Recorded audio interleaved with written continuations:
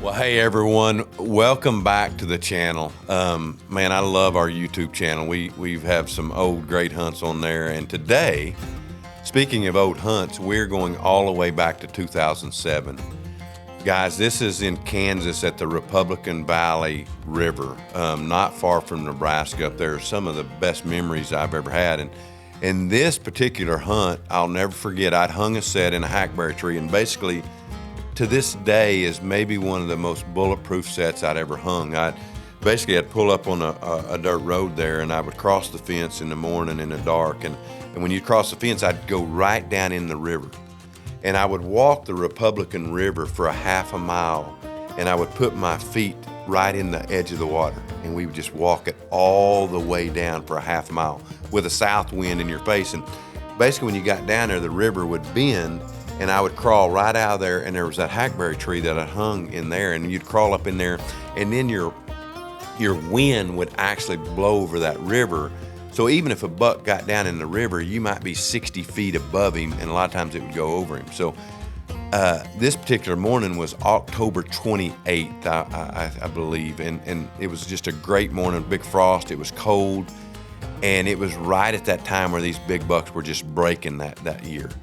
And we were basically going to be in this tree and trying to catch these bucks coming off a cornfield, a big destination field. It was another half a mile.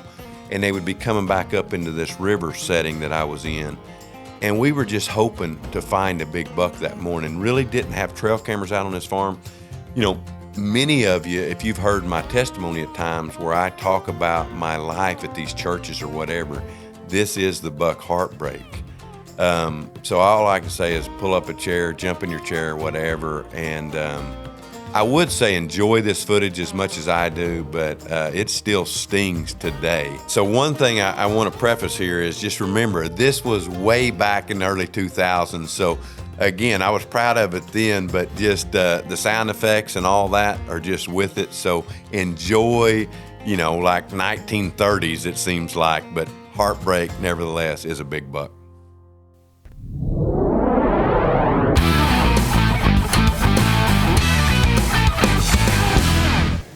Well, the morning of October 28th, you know, I was confused. Me and Brandon had been talking back and forth, trying to figure it out. You know, it's just something that happens when it doesn't go your way. It seems like you always end up in that confusion state of mind, and that's exactly where I was at. You know, I was heading to a stand that Paul Baines had killed a monster out of the year before, and it had a perfect wind situation where it was what I call a bulletproof stand.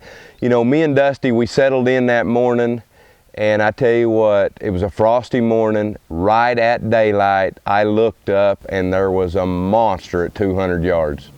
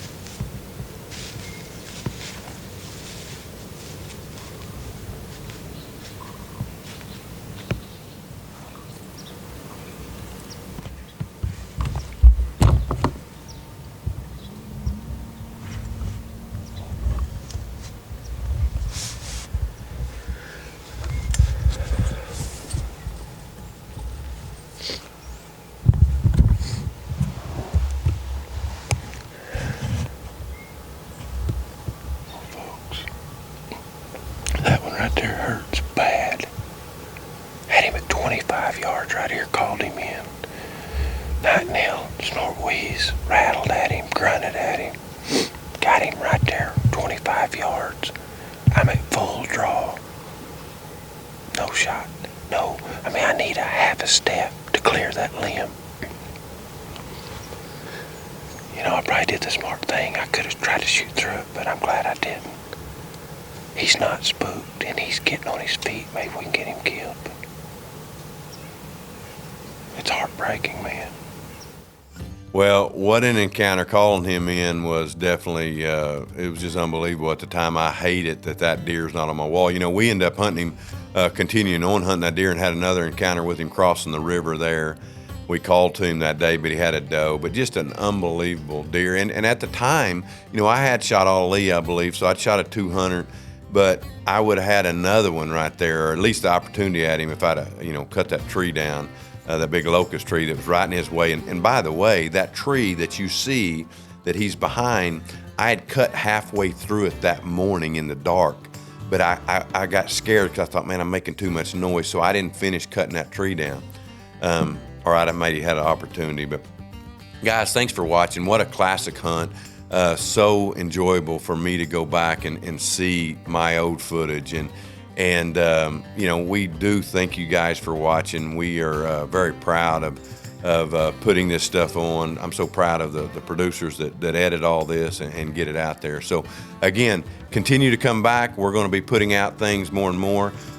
Make sure and check out our podcast, Between the Brows, another something that we are putting our hearts and souls into it. It's about time to get some guests, so you guys be looking for that.